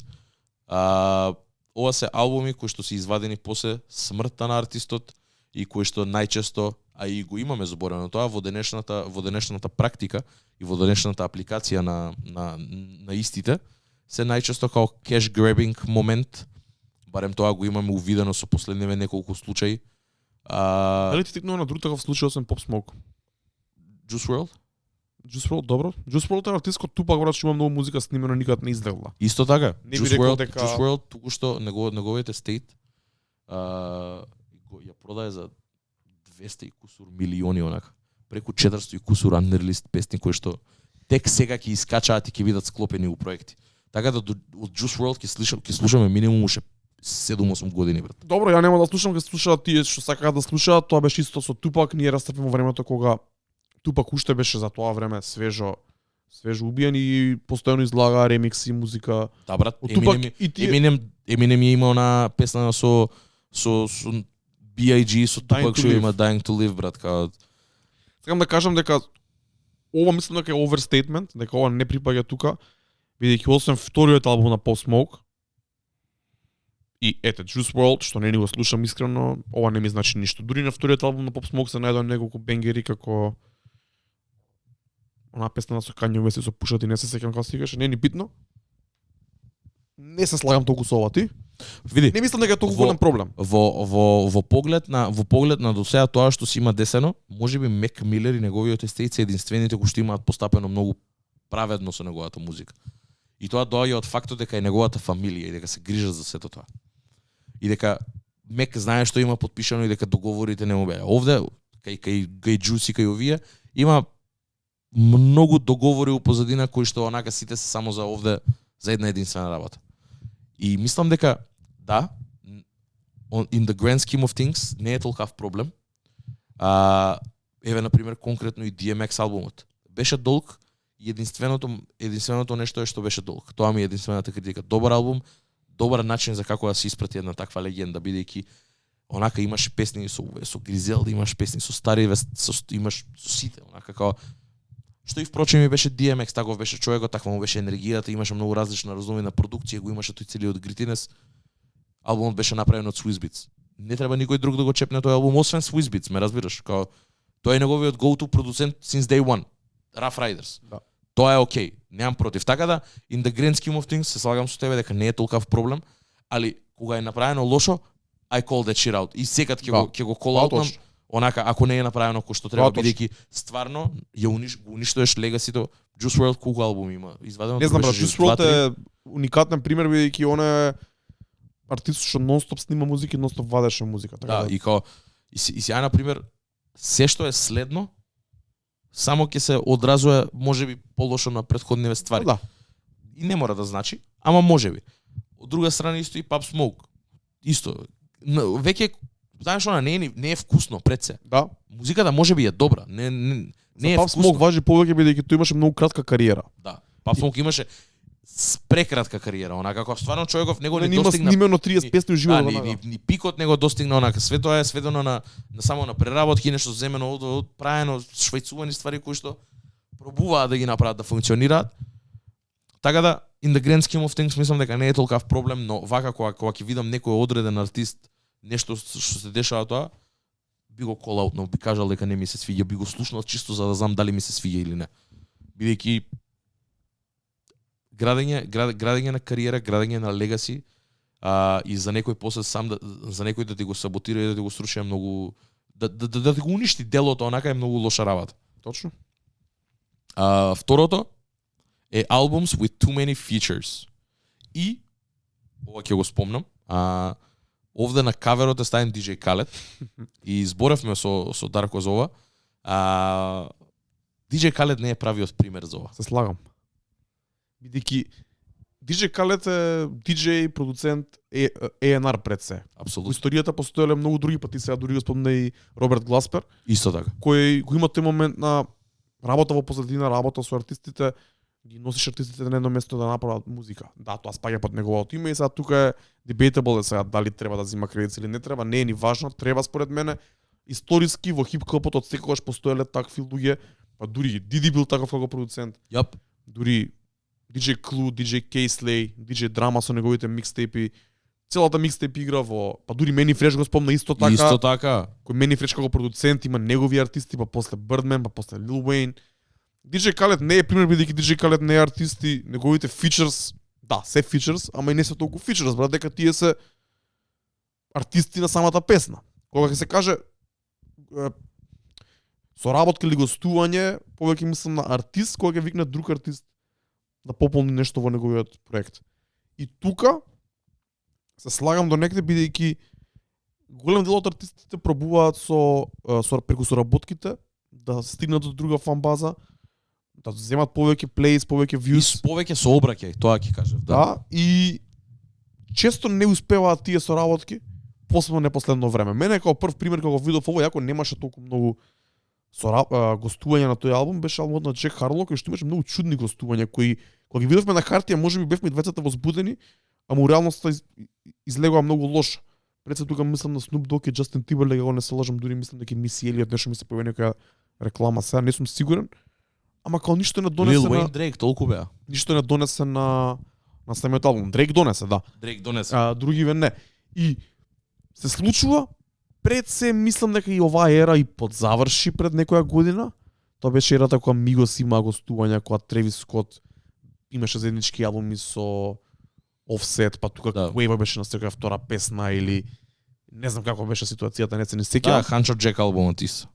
На тоа ми на Да, тоа да. размислувам Рик Флер Дрип и такви некои тајга е таков човек што можеби има некои глупи соработки или гостува на глупи проекти.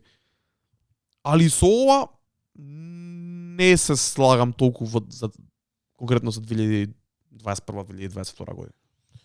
Ја би рекол дека ќе тргнам од тоа, ќе се согласам со тебе за тие луѓе кои што курираат музика и кои што онака прават компилациони проекти, DJ Khaled included, а не важува бидејќи нив им зависи, пак ќе кажам, такви чудни соработки и такви чудни споеви кои што има направено DJ Khaled кои што функционирале, нема да направи никој друг бидејќи никој друг нема ни да се дразни да ги стави не знам Ријана со на Wild Thoughts да ја стави заедно Брайсон Тилер или со Брайсон Тилер, ме разбираш, и да му даде или таква шанса Justin на Bieber и Брайсон. Quavo и Исто Chance the Rapper. Chance the Rapper у една трака. И Lil Wayne овде. Да. Така да тоа не ми важи за ова, ама сваќам зошто е ова пишано дека ова па одзима од артистичноста на самиот артист чив што е албумот, ме разбираш, ако ти имаш не знам 15 траки и имаш 11 features, ти имаш у најмала рака 4 соло песни, што е лошо, као ни треба у еден албум треба само да биде добро структуриран, као features, се features ако се направени кој што треба. Оф камера го спомна и Kanye, али Kanye е човек кој што онака као многу убав зачини, као features користи ко зачин онака, ги става точно на правите место и го точно прави дози колку што треба, не е да ги злоупотребува. Друга страна артисти кои на пример кои не знам Lil Pump, Trippie Redd, кои што онака како зависат од такој Nav е еден исто од Нав, да. Nav е Нав реално треба да биде само фичер, неговите проекти не се ни толку добри. Ја би го ставил Don Toliver исто така овде. Да. Не за лошо, туку едноставно кога тој е таков човек кој што Не може сам он да сам износи. по себе е фичер артист, Да, ме разбираш? Кога ќе дое ред за неговиот проект, Да, точно, се слагам со тоа. никој не пробува да слуша соло Don Toliver албум, ме разбираш? Кога мора да има фичерс и од друга страна па тоа одзима од твојата Да. артист, од твојата уметност, На ме твојот разбираш? албум се губиш ти помеѓу Да. сите тие фичерс. Тоа. И заради тоа имам онака во поглед на DJ Khaled и на овие што ги спомнати, немам проблем бидејќи нивната работа е токму тоа. Може би се претерува на моменти. Исто Метро Бумин овде исто така. Да, и мене ми Го текна на извади сега, Метро брат, Бумин као. сред муавета. Не е исто Метро Бумин и DJ Khaled, Негова ама работа е. Не може Метро Бумин соло албум да чуеш ти, бе. Тоа ќе биде најлошото нешто на светов, као да ти обја. Само зависи од Travis Scott и од Young Thug што ќе направат у студио и од 21 Savage. и од Don Toliver. Да, од сите тие што тие usual suspects што ги има. Да, можеби сакам да чујам, можеби ќе го добиеме тоа следна понаредна година од онака ќе оформи свој камп на артисти. Нив ќе ги гради дека веќе е у позиција, има 2 албуми, 3 албуми позадини, кои што му се онака веќе легендарни, му имаат култен статус добиен. Така да се надевам можеби дека и тоа ќе почне, ама на крајот на денот е пак продуцент кој што става, кои што става артисти на мапата, кои што става артисти и ги фигурираат. Тој е диригент на еден начин. Тоа него му е потребно да има артисти за да може да го направи своето творештво, да го донесе до просторот или до еден степен каде што може тоа да биде чуено во јавност и да се пушти. Може продукт. Да, се слагам. Третата, и мислам дека ова може да се сложиме и двајцата, е hyping up drama. Ова е нештото кое што е најмизерно за нас ко Пандамониум радио шоу. Да.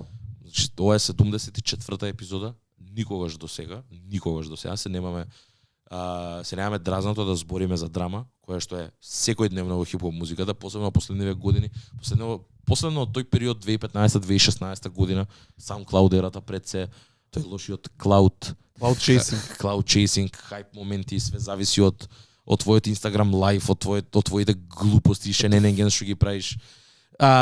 Покажување пиштоли, глупости, фризури, фейс татус, нов накид, дешавки на подкасти, појавување пијан издрогиран, све тоа. Лайв за да го збора тоа или можеби намерно или ненамерно, не е ни битно, ама ова е според мене можеби не толку сега, бидејќи сега веќе е малци излитано. Излитано е веќе, мислам дека и луѓето и више played out. Ама тој период 2016-17, па дури 18 кога се појави 6ix9ine, кога се појави Lil Pump, Smokepurpp, целата SoundCloud ера, целата некам да навредам Lyrical Lemonade ера, бидејќи човекот прави добри спотови. Тоа еба многу работата. А со тоа, мислам, претходно се експанзијата на социјалните мрежи и појавата на вакви new media outleti како подкасти, YouTube видеа, тоа само го пропелираше тоа да стане начинот на промоција, бидејќи сите збореа за тоа. Али се што е оверхајпнато губи на својата. Ако луѓето да знаат поише за глупостите што ги правиш на социјални мрежи отколку за музиката, тоа си утнал многу. Апсолутно. Тоа важи за посебно за балканските артисти, за македонските артисти. Тука ќе го спомнам и онака брат, исто така академик со неговите генг видеа што ги правеше, онака што збореше за кој кого убил у Чикаго денес, за сите тие YouTube канали кои што обработуваат такви генг, се тоа брат само придонесуваше кон драма на место кое што е физички постои реално, кај што луѓето реално живеат и коегзистираат онака и се убиваат, и се повредуваат, и се замеруваат, и тоа директно влијае на нивните животи. И тоа е многу подлабока тема за зборење, ама hyping up drama in general, онака давање шајн на глупостите, на се тоа што е спротивно него ли музиката да збори за тебе како артист, е многу лошо според мене. Сегогаш сме биле луѓе кои што ја вреднувале музиката пред се, и такви антикс, такви глупости кои што направил, рекла, казала, не ми интересира. Ако не допира до музиката сама, да. Разбираш. Доколку допира до музиката, во ред, можеби да е позитивно, можеби да е лошо. Но ако е нешто засебно за ти што имаш направено или за некоја глупост или не знам, TK брат што требаше да убие човек за да рейз да стане тоа што е, ме разбираш? Се тоа. Ето таму почни брат, уби човекот, направи песна за тоа, дурбегаше од полиција. Сите го збореа тоа, ме разбираш? Тоа им дава кураж на другиве помлади луѓе за ово функционира, ме разбираш, како не функционира. Да, за жал сме биле ние своевремено можеби протагонисти на тоа. Сме биле. Али во момент сваќаш, ама тоа ова е тој grown up момент, онака кај што правиш рефлексија на себе си, викаш тоа не било окей. Тоа не било окей, не дека и ние не сме учествували. Еден цвојницу ја го гледам, брат, го пратам уште од вау. Тој беше еден од првите луѓе кои што онака викаше луѓе од улица, брат, и збореше со најразлични крекхедови. Избореше на неговиот подкаст. Неговиот подкаст беше базирано на сето тоа, зборење само за драма, онака се обработуваа ствари кои што се дешаваа у Лос Анџелес, у сцената, онака со најлошите ликови, онака што може да ги најдеш. Така да многу сум против за ова, и ете, една од мисиите ми е да не дозволам да се дешаваат вакви ствари на Пандамониум, никогаш да не треба да станеме и да се го дозволиме тоа да станеме медиум, таков медиум кој што ќе покрива такви работи. Се надевам нема. Следното е releasing 25 plus song albums, кое што прв ќе спомнам Бризи, Deluxe провери има 32 песни. Исто така. Последното издание има со 2 Christmas песни додадени. А пред Крис Браун, брат, не може да 42 имаше да збори за ова, брат. Крис Браун не може да збори. Не ќам да знам како да ти објаснам. Да, не ме интересира, брат, Крис Браун 32 песни што може да направи. Дај ми една песна што е добра да ја пуштам и тоа е тоа, брат. Who cares И what тоа е доволно. Chris Brown thinks at a time like this? Ова ги имаме зборено многу пати. Секој албум во денешно време што е повеќе од 40 на минути, 50-55 минути макс е трошење на нашето време и само прави да се разводни самата содржина. Се разводнува, да. Ретко кој артист може да издржи содржина во денешно време што е толку квалитетно и толку може да го задржи вниманието на публиката за да трае албумот повеќе. Сме против кривање на бројките споради поголемиот број на песни и додавање на стари песни на проектите. И ова, како пример, тука дарен Трипирет, искрено не имам слушано Трипирет последно време. Не знам колку песни имаат неговите албуми, али... Сега последниот имаше толку. Последниот имаше околу 27-8. Не знам ова дали го уништува хип-хопот денеска, дали е проблемот во хип-хопот денеска, бидејќи мислам дека е проблем на лоша стратегија на самите артисти, бидејќи кога ќе видам таков албум не го пуштам. И мислам дека повеќе губат самите артисти отколку што губи хип-хопот, бидејќи хип-хопот ние како фанови ќе се најдеме што сакаме да слушаме. Ќе опуштам нас 12 песни, доста е on to the next one. Да. Не знам, еве на пример, ја би нешто кое што можам да сватам до некаде е на пример Кота да Френд, кој што Lyrics to Go има онака 20 песни, ама се free verses од по минута и пол, 2 минути. Да. И на пример можеби има 20, 19, 20 песни, ама пак рантајмот е 40-45 минути. Да, и помалце песни, И кој што- он ги прави, да. Онака си викаш, окей, ова е компилација, Easy listen. ова е easy listen, ова ќе го чујам, ама ако имаш ти структурирани песни онака со 14-15 features, брат, меѓу кои 3 пати ти се наоѓа Тревис Скот на албум, имаш 25 плюс песни онака и рантајм од саат и 13 минути, брат, ќе ме изгубиш, не. Едноставно као да, и тоа што викаш го разводне целото значење на албумот. Колку поише траки имаш, толку поише издаваш ти простор за да има low points на самиот Да. албум, ме разбираш? Колку е по-лус, колку не е концизен. И што не значи да се прават кратки албуми. Па ја мислам дека и тоа е друг проблем у хип-хопот, дека понекогаш па претеруваат со брат, не постојат више траки по големи од 2,5 минути, брат. Тоа е за должина на траката, а должина на Да. албумот е друго. И као Должината на албумот го одредува должината на самите траки, и плюс колку Број на траки. има, да. поставеност и дополнителни работи како скитови, интро-аутро и тие работи. Кој што се веќе реткост, реално. Ама, онака, начинот на кој што се треба... Ја не знам, брат, ти 25 песни да имаш, тоа се у просек да ги ставиме 3 минути дека Да. се. Премногу 5 време минути, е брат, тоа, саат и 15. Тоа е премногу, брат. Ти имаш толку многу време да нурнеш длабоко онака, да ти дипне целиот албум онака.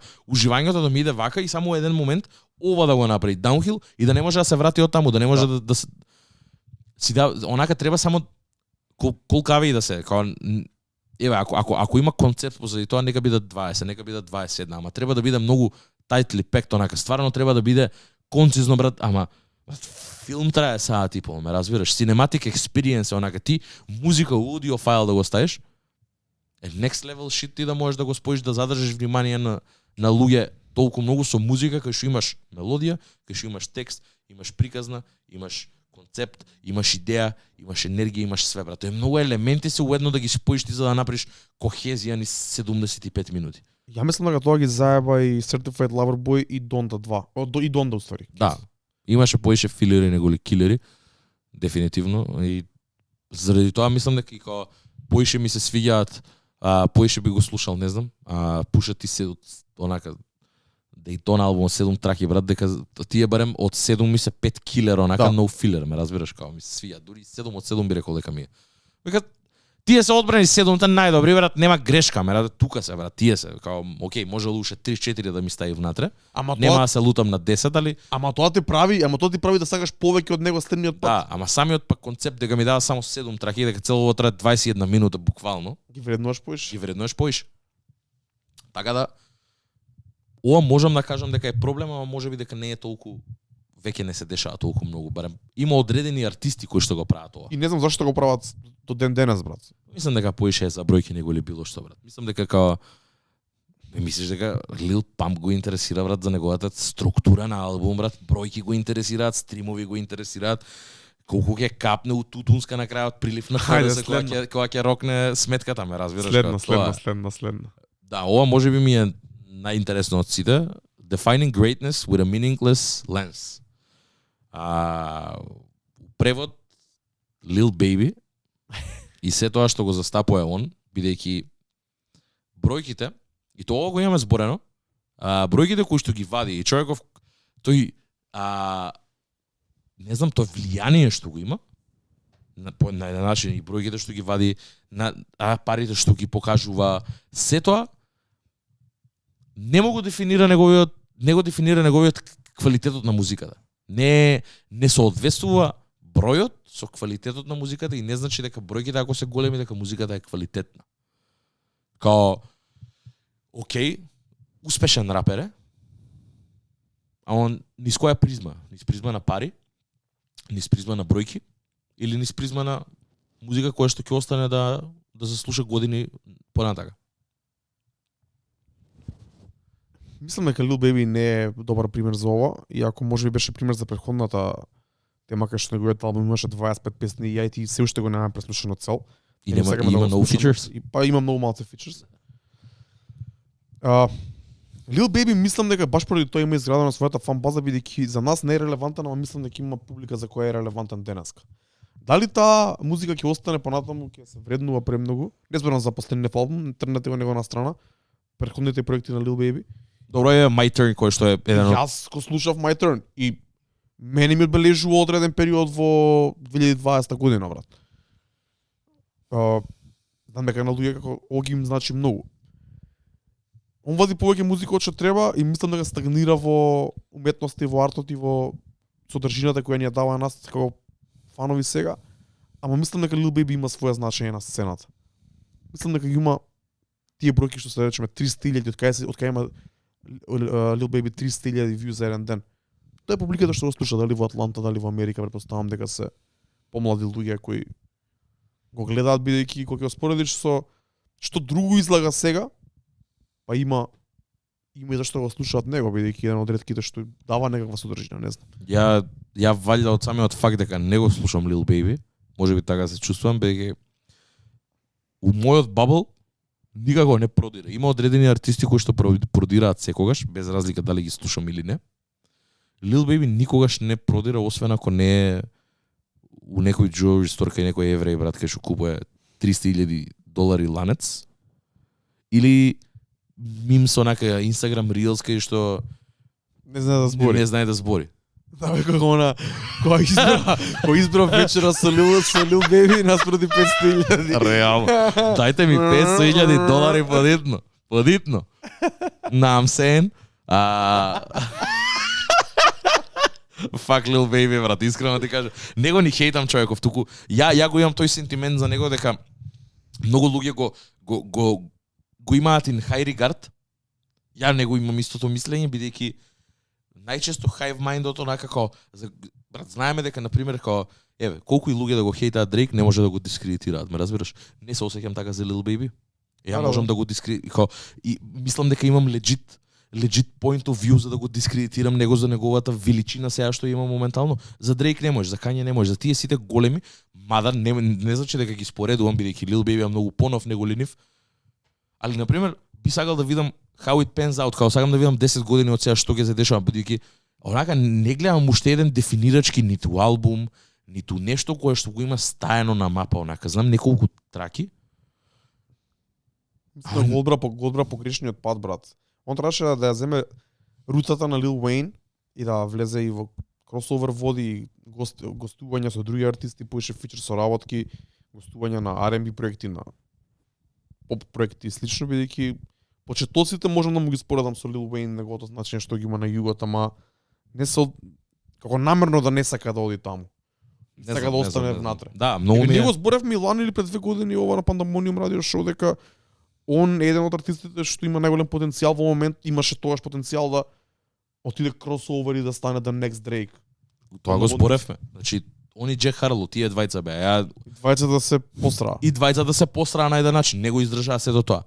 Заради тоа ми беше и многу чудно. Дарко го спомна. 50 години хип-хоп, самиот трибют кој што беше на Греми, искачаат The Locks 2006 We Gon Make It ја настапуваат кој што е лид сингл на Jadakiss на албумот. Alchemist продукција и следна песна ми искача у средина Lil Baby и ми рапо и никој ништо не го сваќа што збори. Да. И целиот хајп у целата сала, мада таму луѓето се малце повозрасни и свето, умира наеднаш онака као. Многу голем геп ми остави, ме разбираш, као ми остави да сакам поише, као тој геп ми фали, брат, тој најдобриот геп ми фали, кај што јас сум нас ни е дефинирачки, ме разбираш? И заради тоа ти викам, кога ќе кажат као the greatness, ме потсеќа на тоа дека Lil Baby од многу луѓе е држан у high regard, али ја мислам дека имам legit point of view за да го дискредитирам сето тоа. Само заради тоа мислам дека он мене ми е тука. Као Значи има стајани дечки бе тука, претпоставам дека повеќе луѓе го сметаат за таков. И Да, ворете, го сваќам и тоа.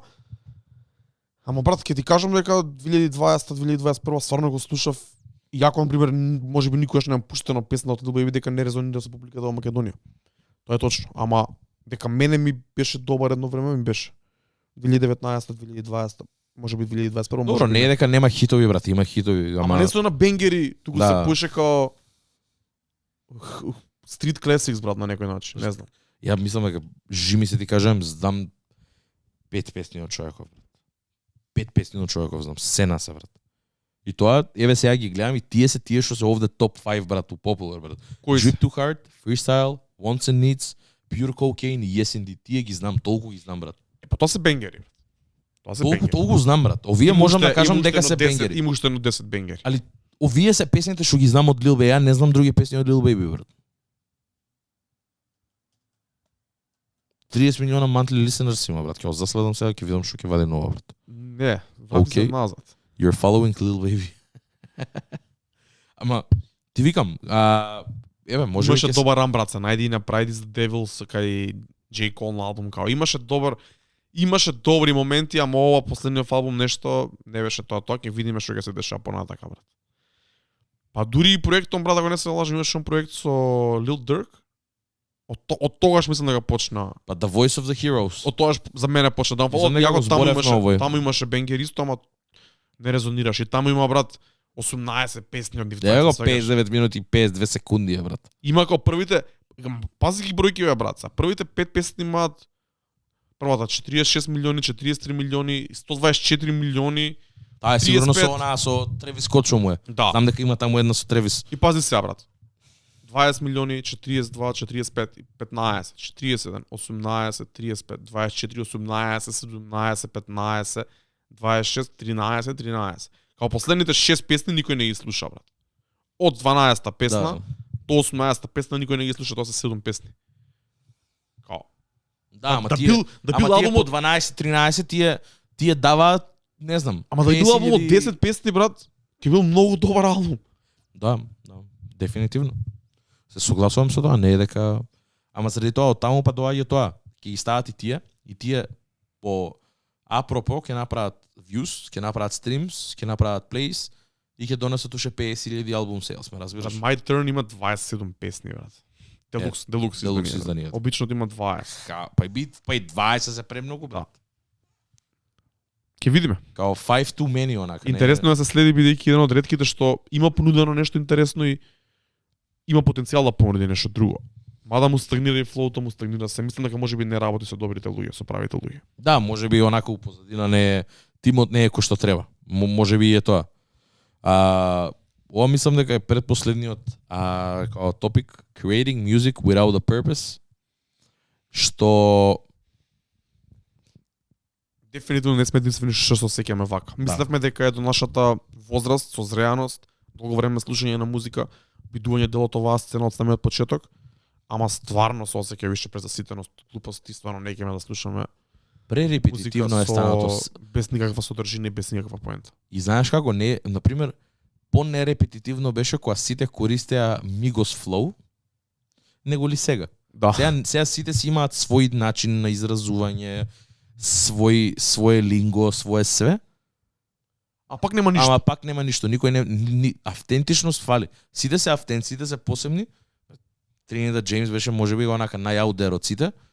Најпосебен беше 2012. Сега брат више и ако се појави некој таков, сега више како меме сва. Има друга енергија, више не можам ни да го објаснам тоа, ама преизлитано. Е све тоа што се дешава сега моментално на таа сцена е преизлитано, преискористено и као стварно се осеќам дека треба да се експедитира целиот тој процес и да се деси нешто ново, онака како стварно ни треба нешто ново.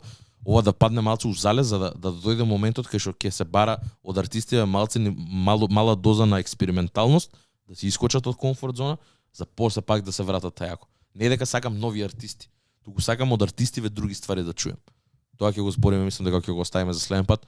Тоа е исто така и проблем трет, мислам посебен кој што конкретно зборам за Lil Yachty и за неговиот албум, ама тоа ќе го оставиме за следна епизода и ќе се надоврзаме на овој муабет, дека музиката е многу бесмислена, нема смисла, секој чудо е за 3 дена, нема песна која што ти останува умо, нема нешто кое што онака како поправо сега би се вратил на некој албум од 2009 онака, и би ми стоело глава, би ми бил врежен у меморија, него ли некое нешто ново. Ретки се тие песни кои што сега ќе можам да ги чујам онака и да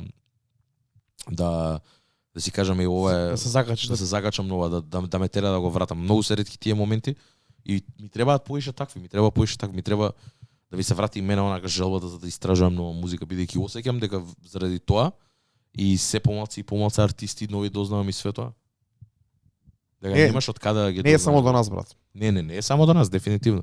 Мислам дека стагнација има на секаде низ жанрот и мислам дека тоа дефинитивно е време да се смени, бидејќи кој што кажа хајперпродукција и све тоа, и не зборам на нашиот човек хајперпродукција, туку како хиперпродукција, и оверпродусинг и све тоа, мислам дека како Епстен веќе жанрот е истрошен и мислам дека му треба моментче малце за да здивне и за да може да се врати. Да има некаква ресурекција на нешто, не знам што нешто ново, со некој нов шмек, да се појави нов бран на луѓе кои што или нова енергија, нов звук, нешто кое што ќе има мала доза на експерименталност и онака ние сме тука да видиме дали ќе функционира или не, бидејќи и у 2012 Клемс казино и све тоа постоеше, можеби не го успеа, ама дае некоја мала доза на експерименталност за да го споредиш со трап срањето и да си кажеш, поише ми се свиѓа, ама има нешто интересно овде и после Дени Браун од својата експерименталност да искочи и да направи трап ствари што горе онака и у 2015-2013 кој што ги и ти имаш пуштано на сетови и све тоа, ме разбираш? Да има такви mix and matches, да има таков melting pot на ствари каде што ќе се деси нешто ново, ќе произведе нешто ново и тоа ми треба. Тоа е следното, таму треба да иде хип-хопот и се надевам дека стварно ќе се убрза сета таа работа и дека ќе биде побрзо и побрзо. Бидејќи стварно нема нови артисти кои што се појавуваат, бра, као порано се знаеш ќе се појави некој нов одма ќе го дознаеш, ќе истражиш нешто. Сега више онака е све, брат. Или си остануваат во свој бабл или никако не добиваат акалејцот или косајнцот од големи артисти. Сите се со посебна зона, никој ништо не приме, разбираш, кога тоа е многу чудно.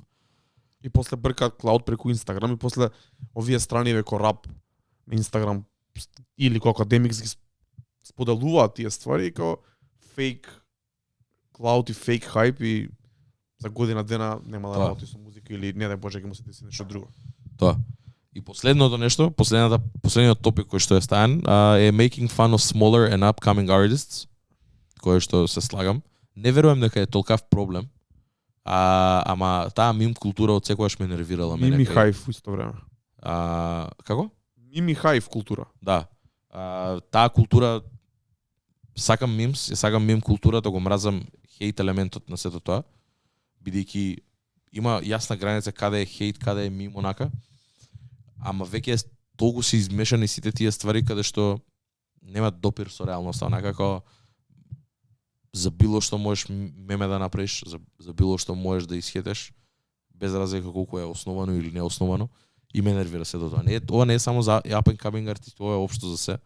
Значи, спомнавме DJ Khaled, еден од најсмеваните, ама ако не постои DJ Khaled, постои дупка у хип-хопот, како да ти објаснам, како тоа е, и заради тоа, ние сме спротивното на ова, без разлика, например, како подсмејување и смејување е многу лоша работа, и сметам дека не треба да постои. Сметам дека на локално ниво, на многу по микро левел ниво е можеби проблем, на глобално вака и јавно не е толку многу, бидејќи ако збориме за Инстаграм коментари се губат многу онака, се губат у целото тоа што се дешава на интернетов. посебно кај големиве артисти, но кај up and coming артисти, тролање и не земање предвид као од кај доаѓаат и објективност да се има пред се и субјективност ако преовладува, тоа е проблем. Тоа стварно настанува проблем, бидејќи такво тролање, хейтање на Инстаграм непотребно, не давање шанса пред се, а при тоа хейтање е најлошата работа. Затоа реков и Hive, бидејќи кога се Тоа. сврти, кој еден коментар ќе има на некој пост who, или this is mid, this is trash, или само trash Да. емоджи, Да, и мит зборот треба да се тргне од употреба. Не треба да се користи тој више збор, пре убиен од користење и као има веќе има сосема поинакво значење него тоа што имаше, као не е ни middle, онака мид треба да значи мид онака као ми се свиѓа, не мид е веќе лошо. лошо, да. Мид веќе има негативна конотација. Мид веќе е као бацито смече. А пишувањето на треба. хубаво коментари, да, се слагам со тоа, мислам дека тоа поише се однесува на страните корапи кои академии што ги спомнав, што објавуваат музика или пак почесто глупости од артисти кои не се толку познати и таму најчесто луѓето пишуваат who the fuck is this? Зашто ми го репортираш ова? Не само за артистот него. Тоа значи исто и као и who и why this онака као што ми е мене гајле што направил братот на 6ix9ine со девојка му денеска, брат.